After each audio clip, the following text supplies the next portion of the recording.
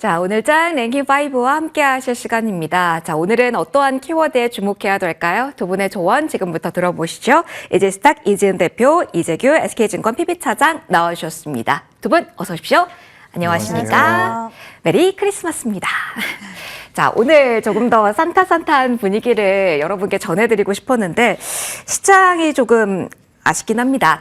자, 오늘 어떤 부분에 주목해야 조금 늦은 산타의 선물 좀 받을 수 있을까요? 하나씩 체크를 좀 해보려고 합니다. 현재 구간에서 다시 한번 점검을 우리가 해야 되는 게 정책적인 측면, 특히 환율일 것 같습니다. 장 초반에 1,484원에서 오늘 출발을 했고요. 고강도의 외환 개입 나온 이후에 1,459원까지 내려갔고요. 그리고 현재 한시 구간 넘어가면서 뉴스 조금 더 챙겨봐야 될 것 같습니다. 현재 구간에서 또 한 번 움직임이 아래쪽으로 나오면서 현재 1,455원선 등락 흐름을 현재 나타내고 있는 환율 시장입니다. 많이 드라마틱하게 움직이고 있는 오후의 움직임이 한 번 더 확인이 되고 있어서 딱 집어서 이 점 먼저 체크를 해보도록 할게요. 오늘 어떤 변화에 주목을 해야 되는 걸까요? 이재규 차장님, 사실 코스닥은 많이 팔고 그래도 외국인의 매수가 유가증권 시장 오늘까지 연속되기는 하는데 환율의 방향, 밴드도 위치도 모두 고려해야 되지만 이 속도 어떻게 봐야 돼요? 그리고 지금 한시 넘어가면서 1,455원까지 조정이 나왔거든요. 특별한 트리거가 될 만한 이유 또 나왔을까요? 네, 일단 환율이 너무 가파르게 변동성이 나오는 것은 어떻게 보면 투기성 자금들도 좀 움직임이 나오고 있는 것 같습니다. 그래서 기본적으로는 환율이 이렇게 안정화가 되는 것은 우리 시장에는 긍정적이겠죠.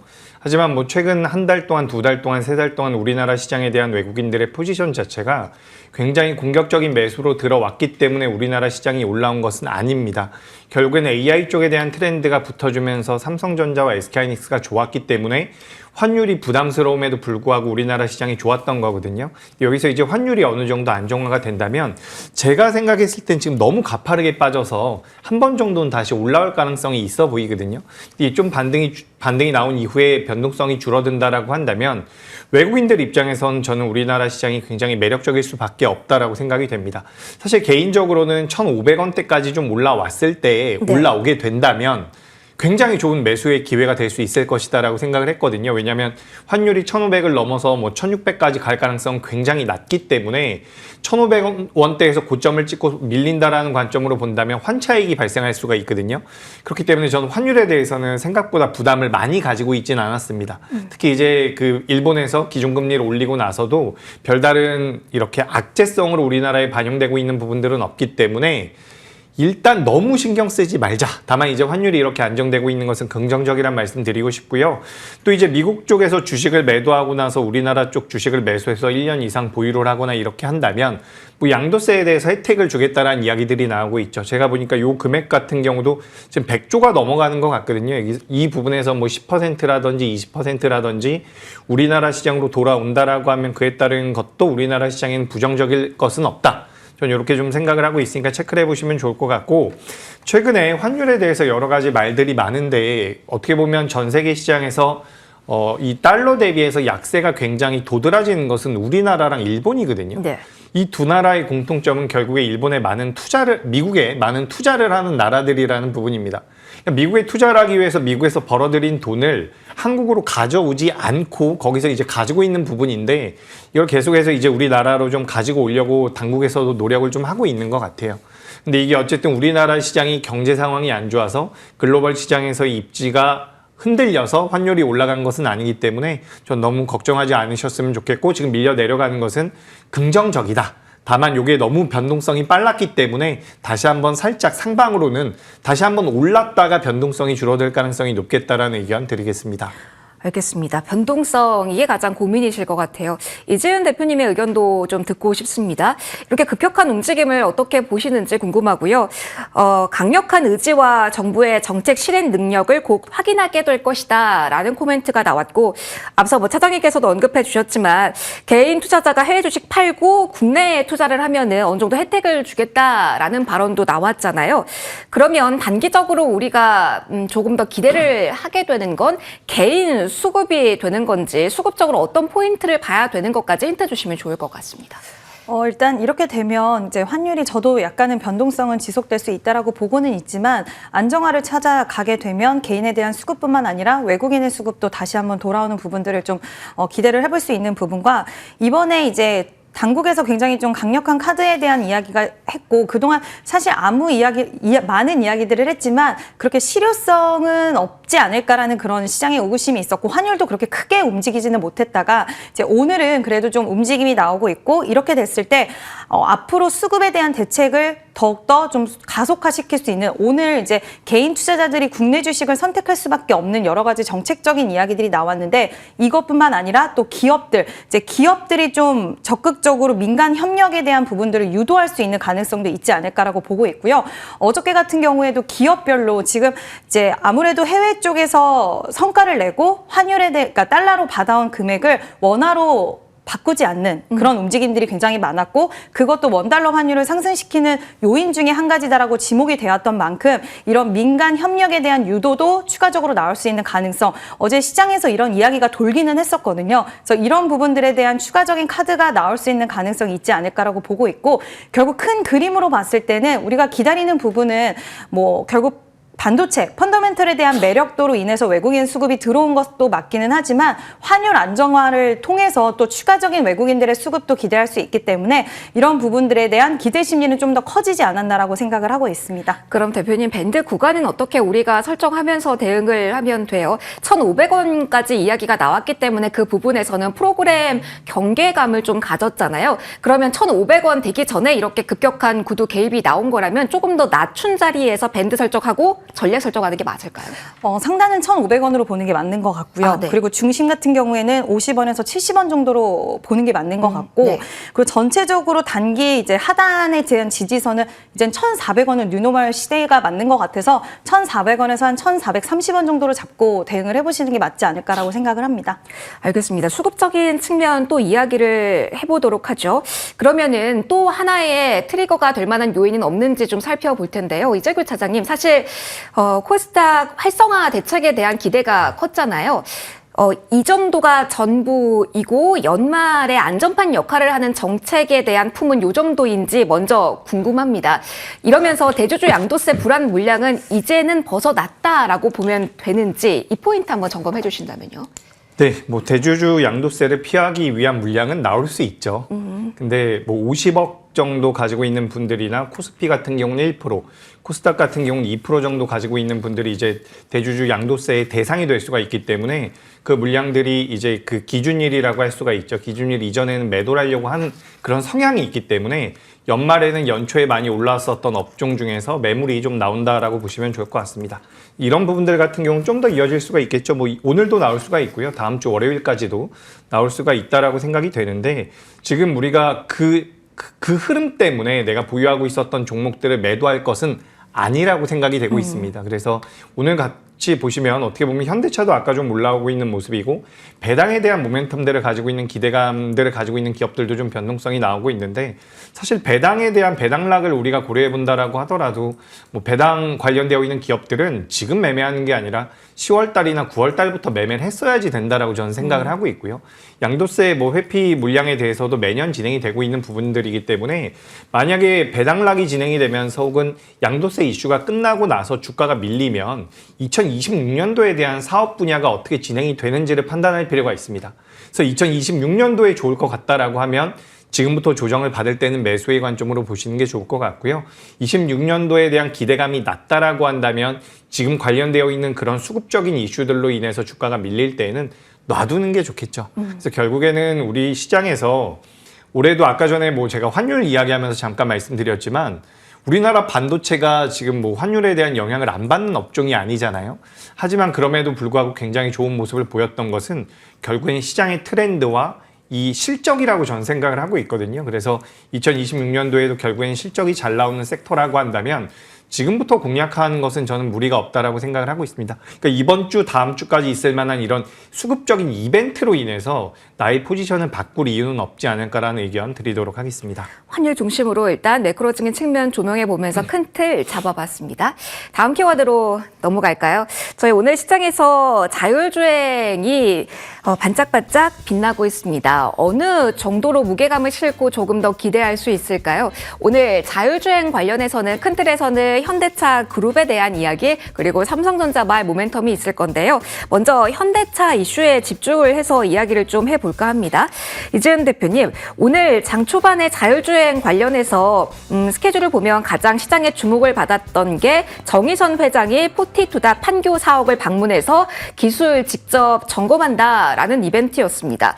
자, 오늘 지금 현재 구간의 이 현대차 그룹 내에서의 이벤트는 어떻게 봐야 될까요? 현대모비스도 3%, 현대차도 많이 오르다가 지금은 상승폭이 오후되면서 좀 꺾이긴 했거든요. 약간은 실망감? 그리고 기다려봐야 된다라는 시선일지 아니면 오히려 여기 대해서 능축된 에너지가 많을지 궁금해요. 관련된 지금 일정 어떻게 전략적으로 활용할 수 있을까요? 개인적으로는 오늘 현대차랑 이제 그룹주들이 좀 올라온 이유는 이 방문에 대한 부분들도 있겠지만 지금 CES 일정에 대한 모멘텀도 또 강하게 받아가는 게 아닌가라는 생각이 들고요.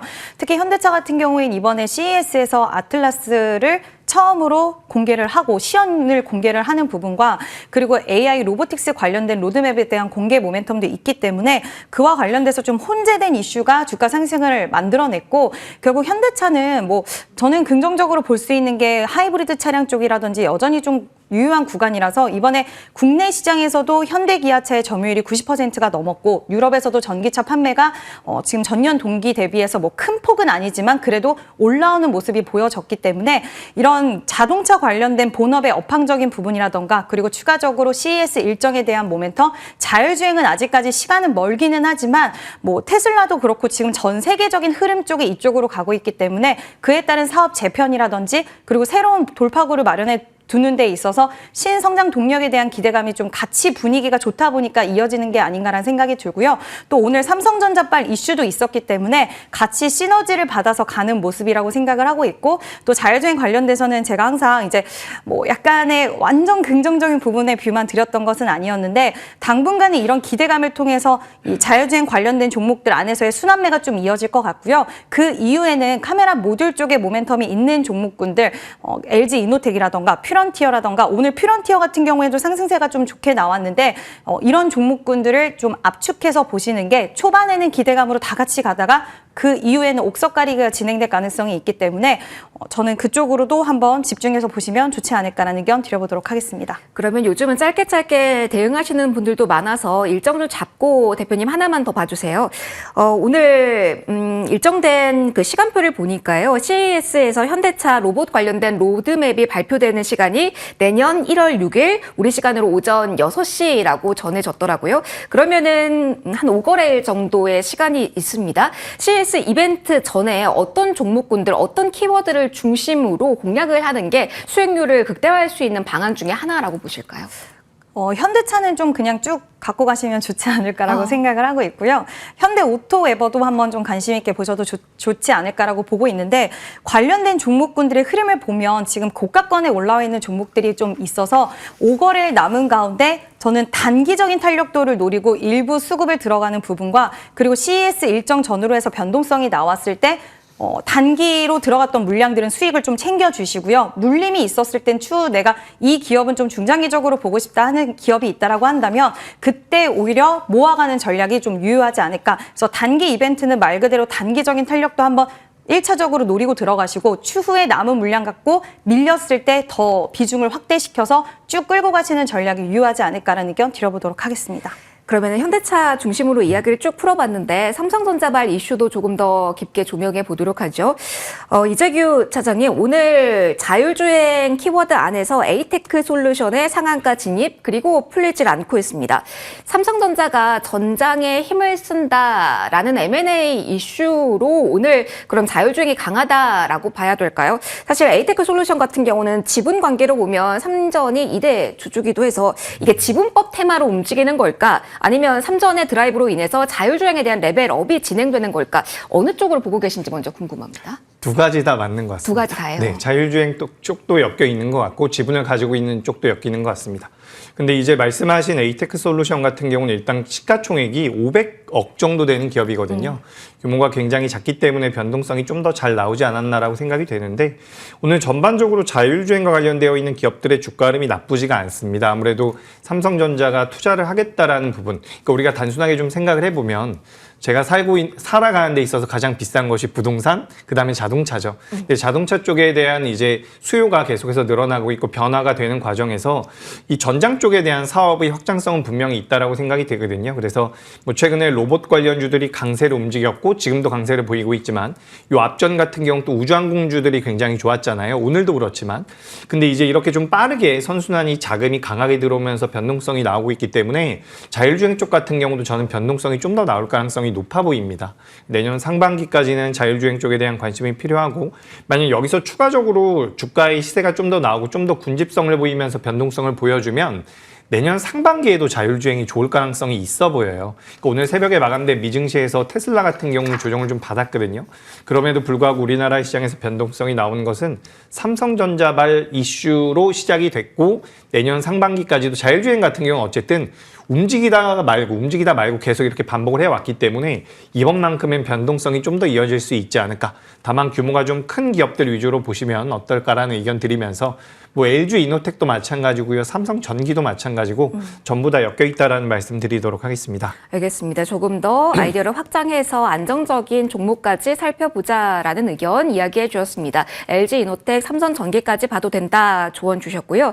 저희 자율주행까지 키워드 봤습니다. 세 번째로는 반도체 이야기를 해볼 건데요. 이례적인 장기적 호황에 진입했다. 긍정적인 뉴스는 계속 나오고 있습니다. 지금 자리에서 우리는 무엇을 봐야 될지 이야기를 좀 해보도록 하죠.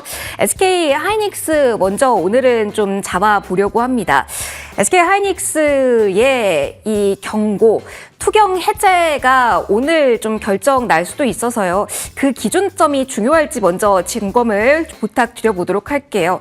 이지은 대표님, 투경 해제를 위해서라면은 최근 15거래일 중에 최고가가 58만 7천 원인 것 같습니다. 그러면 오늘 이 가격대 밑으로 마무리가 돼야지 투자 경고가 해제가 될 텐데 이걸 중요하게 생각을 해야 되나요? 아니면은 계속해서 이 딱지가 붙은 채로 연말까지 갈 가능성도 열어놓고 전반적인 시나리오를 짜야 되는지 궁금합니다. 오늘의 흐름을 보면 이제 해제가 되지 않을까라고 보고 있고요. 네. 그리고 전체적으로 이제 외국인의 매수세가 그동안 계속적으로 기관과 함께 좀 들어오는 모습이 보여졌었는데 지금 재료를 겹겹이 쌓아놓고 있는 상황이 아닐까라고 생각을 듭니다. 마이크론 주가를 보면 정말 우상향하는 기조가 너무나 명확하게 지금 삼성전자와 SK 하이닉스 대비해서 굉장히 좀 폭발적인 시세 흐름들을 보여주고 있고 이런 부분들을 봤을 때 뭐 ADR에 대한 모멘텀이라던가 그리고 뭐 D램 가격에 대한 상승, 뭐 낸드 시장, HBM 관련된 이야기들 정말 시나리오 자체는 너무나도 좋은 이야기들만 지속적으로 나오고 있는데 이런 수급적인 제한적인 요인들이 결국 주가의 발목을 좀 끌어내리고 있다라고 해도 과언이 아닐 거라고 생각이 들어서 그 기점으로 해서 주가는 더욱더 탄력적인 모습은 충분히 나와줄 수 있는 상황이라고 저는 생각을 하고 있고요. SK 하이닉스와 삼성전자는 긍정적인 시각 여전히 좀 열어두셔도 좋지 않을까라고 생각을 합니다. 알겠습니다. 모두 긍정적인 재료는 나오고 있는 상황이라서 이재규 차장님께도 질문 드려볼게요. 오늘 SK 하이닉스 앞서 이재현 대표님께서는 이 정도의 흐름이면 풀릴 가능성 열어놔야 된다라고 이야기를 해주셨습니다. 연말에 워낙 거래가 얇은 수준이라서 좀 까다롭긴 합니다만 연말까지의 전략은 SK 하이닉스, 삼성전자 어떻게 기준점을 가지고 차장님의 시선에서는 가지고 가셔야 된다 조언 주실까요? 네, 이제 연말까지는 거래일이 며칠 안 남았죠. 네. 이제 한 3, 4일 남은 것 맞아요. 같습니다. 그래서 뭐 딱히 이제 보유하신 분들 같은 경우는 추가적으로 홀딩이 가능할 것 같고요. 사실 우리가 2026년도를 기대해 본다면 예상되고 있는 영업이익이 굉장히 높거든요. 그래서 저는 추가 상승의 가능성이 높다라는 말씀 드리고 우리가 지금 삼성전자와 SK하이닉스 같은 경우는 글로벌 시장에서 가장 중요한 역할을 하고 있습니다. 그래서 AI라는 트렌드가 성장을 하게 되면 그에 따른 모멘텀들을 받을 것이고 미국의 마이크론 같은 경우도 오늘 새벽에는 엔비디아가 좀 올라왔지만 최근에 미증시에서 엔비디아보다 마이크론의 주가 흐름이 훨씬 더 좋거든요. 그래서 마이크론이 꺾이지 않으면 비슷한 사업 구조를 가지고 있는 삼성전자와 SK하이닉스 같은 경우도 전 2026년도까지 계속해서 좋을 가능성이 높고, 다만 저는 상반기까지는 좋을 것 같다라는 말씀을 드리고 싶습니다. 그래서 우리가 지금 뭐 디램 가격이 올라간다라는 이야기, 그리고 중국의 창신 메모리라는 기업이 있는데 그 기업 같은 경우도 DDR4를 중단을 했거든요. 근데 이걸 뭐 다시 재생산을 한다든지 여러 가지 좀 악재가 또 나올 수가 있어요. 그러니까 가격을 올렸는데 고객들이 안 살 수도 있다라는 거죠. 그래서 이런 부분들은 기사화되면 그때는 이미 주가가 좀 조정을 받았을 가능성이 높기 때문에 염두만 해두시고 일단은 좋은 주가 흐름이 이어질 가능성이 높다. SK하이닉스는 58만 7천 원 이하에서 끝나야지 맞아요. 이게 투자 경고가 해제되는 것으로 알고 있는데 모르겠네요. 오늘 해제가 될지. 계속해서 주가 흐름이 괜찮습니다. 15거래일 중에 최고가가 아니어야 하거든요. 12월 10일 종가가 58만 7천 원이었으니까요. 오늘 그 밑에서 마무리가 돼야 된다라는 점도 한번 참고해 보시면 좋겠습니다. 사장님, 하나만 더 반도체에서 잡고 갈게요. 두산 이야기도 짧게나마 저희 해보고 넘어갈까 합니다. 오늘 장 초반에는 11%나 두산이 올랐습니다. SK 실트론 인수 재원 확보했다라는 게 강력한 모멘텀으로 작용을 했는데 증권사의 평가도 괜찮다라는 쪽으로 나왔습니다. 그런데 지금 윗꼬리가 너무나도 길게 달린 상황이기도 하고, 그리고 최근에 이 인수 이야기가 나왔을 때도 불안감을 주가가 반영했던지라 과연 어떻게 이 관련 이슈를 소화하면서 봐야 되는지 헷갈립니다. 오전과 다른 두산의 위치 어떻게 보고 계십니까? 네, 오늘은 좀 아쉽죠. 윗꼬리가 달리기도 하고 관련되어 있는 기업들이 음봉이 좀 나오기도 하니까 좀 아쉬운데 뭐 괜찮을 것 같습니다. 그러니까 이게 뭐 규모가 작은 기업이라서 변동성이 굉장히 크게 나오고 있는 상황이 아니라 대기업이고, 두산 같은 경우도 어쨌든 반도체 사업부, 전자 사업부에 대한 투자를 진행을 하겠다라는 부분이거든요.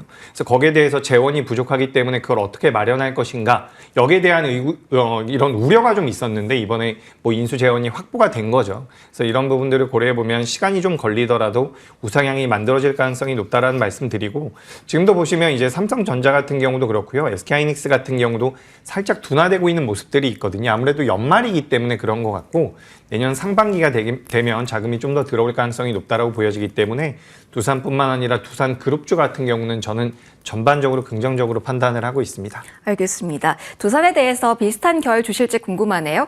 이지은 대표님, 그러면은 두산 관련해서는 한때는 백두산이라는 아이디어도 나왔잖아요. 그 가능성을 높게 보시는지, 아니면 로봇즈 흔들리는 가운데서 오늘 관련된 똑같은 이슈로 두산 로보텍스는 하락이거든요. 그쪽에 더 기회가 있을지 좀 정리를 해주신다면요.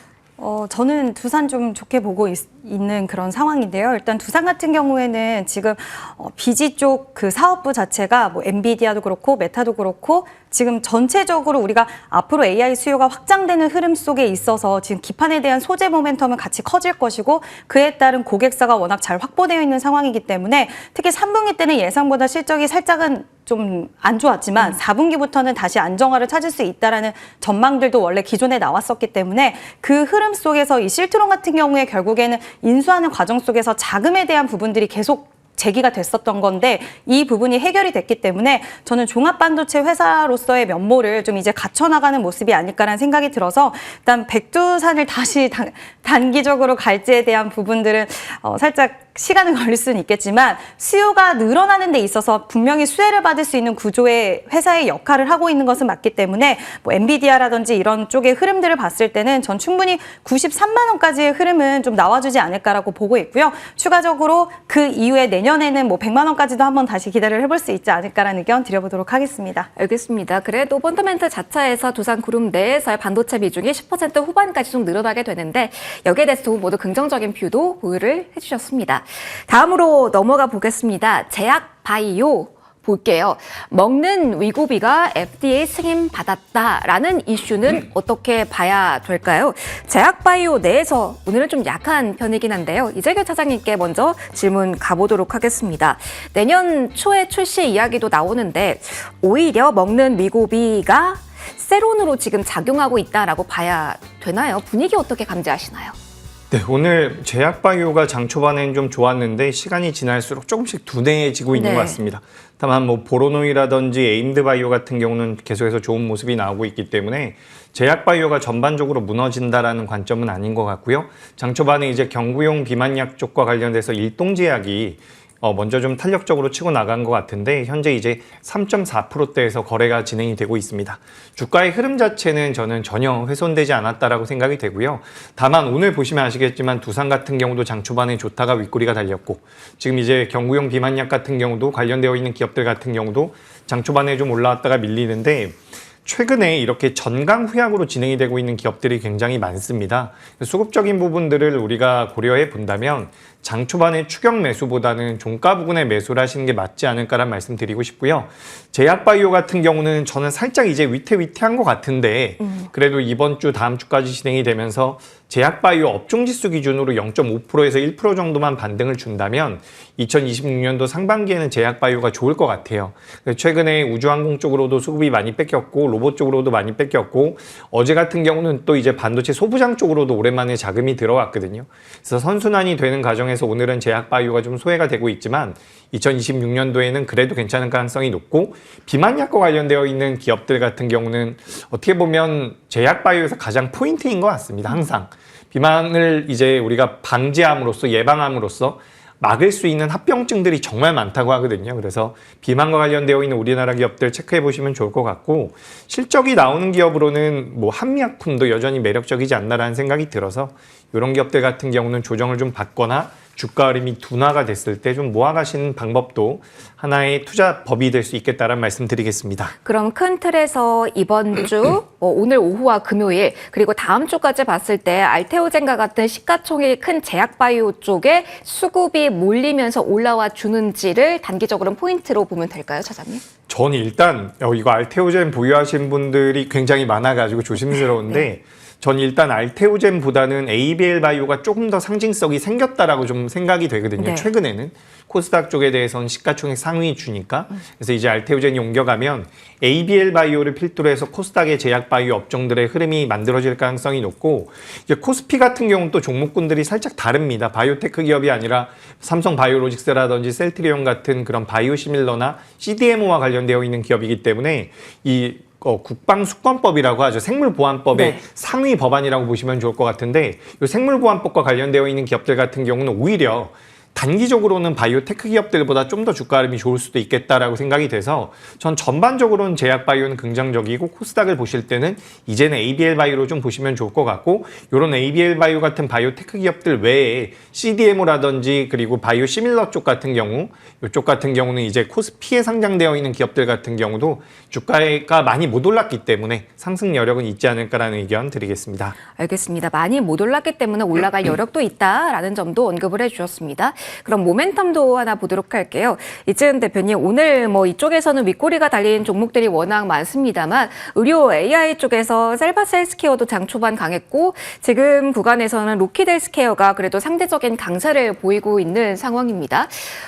조금 더 강한 모멘텀 볼 수 있을까요? 특히 로키드 헬스케어 같은 경우는 JP모건 헬스케어 모멘텀도 오늘 장에서 부각이 되는 듯한데 전반적으로 1월의 이벤트다 보니까요. 참가한다, 가서 무언가를 한다더라 라는 종목군들 관심 조금 더 키워봐도 괜찮을지요?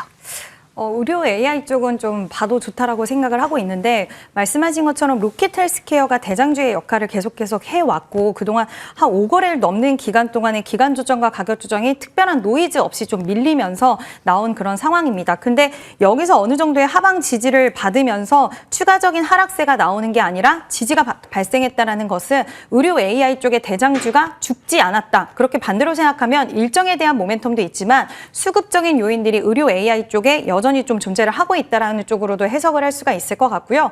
뭐 오늘 루닛 같은 경우에도 이제 아직까지는 여전히 바닥권에 있기는 하지만 루닛, 뭐 셀바스 헬스케어 예전에 대장주의 역할을 했던 종목군들도 셀바스 헬스케어는 개별 이슈가 있다라고 하더라도 전체적으로 흐름들이 다시 좀 살아나는 모습을 보여주고 있기 때문에 AI 확장 국면에서 지금 오가노이드 관련된 이야기도 나오잖아요. 네. 동물 실험 뭐 대체를 한다라는 이야기라던가 결국 가장 빠르고 가장 개발이 좀 가속화돼야 되는 부분이기 때문에 요즘은 뭐 신약 개발할 때도 뉴로핏이라든지 그리고 다른 기업들 프로티나 같은 경우에도 프로티나의 AI 기술을 가지고 신약 개발을 단축시킬 수 있는 이런 기술들이 더욱더 확대되고 있는 국면이기 때문에 저는 충분히 우리나라 기업들이 이런 기술적인 매력도를 가지고 해외 시장에서 어필할 수 있는 부분들이 있어서 신규 상장주들이 최근에 좋은 모습 보였다라는 생각이 들기 때문에 저는 지금도 의료 AI 관련주들은 충분히 관심 있게 보셔도 좋을 것 같습니다. 기술력 포인트로 한 번 더 강조를 해주셨습니다.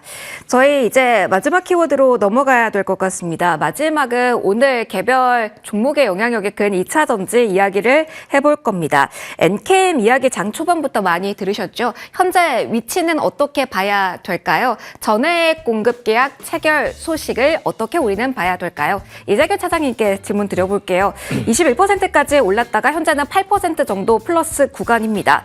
공급 소식에 대한 반응이 약화된 걸까요? 아니면 시장이 걸리는 부분이 또 있는 걸까요?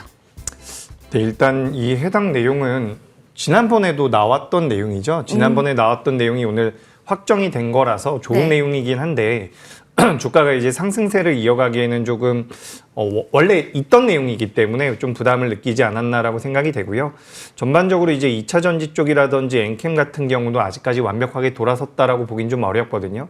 그래서 우리가 지금 LG 에너지 솔루션이라든지 규모가 큰 기업들 같은 경우는 시세적인 측면에서, 차트적인 측면에서, 기술적인 측면에서는 121선 위에 이제 안착을 하고 있는 모양새이기 때문에 추가적으로 하락을 할 것이다라는 의견을 드리고 싶진 않습니다. 저는 대반등이 좀 더 이어질 가능성이 높다라고 보고 있는데 실적적인 부분들은 계속해서 좀 체크가 필요할 것 같아요. 그래서 엔캠이 오늘 이제 독자적인 모멘텀으로 인해서 변동성이 나왔는데 생각보다 좀 제한적인 흐름이고 이런 흐름이 저는 2차 전지 전반적으로는 좀 이어질 수 있다라고 보여집니다. 구간 굉장히 좋은 모멘텀들이 붙어주면 그때는 변동성이 나올 가능성이 있죠. 얼마 전에도 이제 국민성장펀드에서 전고체 쪽에 대한 투자를 하겠다라는 이야기가 나오면서 이수 스페셜티 케미컬 같은 경우도 변동성이 한번 강하게 나왔거든요. 이렇게 이제 이벤트가 그때그때 있는 기업들 같은 경우는 긍정적이고 오히려 2차 전지 쪽에 대해서는 셀 기업들 같은 경우는 그래도 어떻게 보면 규모의 경제라고 이야기를 하죠. 미국이 중국을 규제함에 따라서 어느 정도 반사의 이익을 받는 부분들이 분명히 있기 때문에 대형주 위주로 보시고 내가 단타 매매라든지 좀 빠른 매매를 선호하신다라고 한다면 그런 이벤트 일정을 좀 체크해 보시는 게 어떨까라는 생각이 들어요. 그래서 뭐 리튬 가격이 계속해서 올라오고 있다라는 부분들 같은 경우는 2차 전지에 전반적으로 긍정적이지만 이 생각은 좀 하셔야 될 것 같습니다. 과연 2026년도에 반도체가 2차 전지보다 실적이 잘 나올까? 2차 전지가 반도체보다 실적이 잘 나올까? 이 부분은 좀 생각을 해봐야 될 것 같거든요. 그래서 상대적으로 어디가 메리트가 있을까라고 한다면 저는 조심스럽게 반도체가 여전히 매력적인데 주가의 흐름은 2차 전지 같은 경우도 더 하락할 가능성보다는 올라올 가능성이 높지 않을까라는 의견 드리겠습니다. 알겠습니다. 모멘텀과 위치까지 한 번 더 체크를 해주셨고요. 자, 오늘 종목고 가운데 어떤 성격으로 보면 좋을지 포스코 홀딩스에 대한 이야기 잠깐만 좀 해보도록 하겠습니다. 이재은 대표님, 오늘 포스코 홀딩스도 3.6% 강합니다. 2차 전지 쪽에서도 어느 정도 바닥 잡는 분위기가 나와서 리튬 가격과 연동되기도 했던 종목이니까 그 모멘텀일까요? 아니면은 철강도 오늘 장 초반부터 움직이더라고요. 관련된 모멘텀으로 보는 게 맞을까요? 리튬으로 보시는 게 맞을 것 같고요. 리튬으로 보자. 네, 최근에 이 종목이 올라왔던 이유를 생각을 해보면 이제 리튬 쪽에 1조 원 규모의 투자 소식이 있었고 리튬 쪽에 가장 진심인 그런 그룹사의 모습을 보여주고 있습니다. 그래서 리튬 가격의 상승에 따른 그리고 리튬 투자 확대에 따른 주가 상승을 만들어왔던 기업이기 때문에 오늘 시장의 포커스가 리튬 가격 상승에 대한 이야기가 나오는 만큼 추가적인 좀 움직임이 있는 게 아닌가라는 생각이 들고요. 물론 철강 쪽도 오늘 분위기는 전체적으로 나쁘진 않지만 전체적으로 철강 업황이 살아나는 데 있어서는 조금은 시간이 더 필요해 보이는 부분들도 있기 때문에 지금 포스코홀딩스는 최근의 흐름들로 봤을 땐 2차 전지 리튬 쪽으로 보시는 게 맞고요. 박스권만 돌파해 준다라고 한다면 저는 33만 원 돌파 시에는 추가 상승도 가능하지 않을까라는 의견 드려보도록 하겠습니다. 기술적 포인트까지 좀 들어봤습니다. 자, 오늘자 랭킹5 매크로 측면과 함께 전략적으로 볼 키워드 고민 함께 해봤습니다. 두 분과의 시간 여기까지 진행하도록 할게요. 이재은 대표 그리고 이재규 차장과 함께했습니다. 고맙습니다.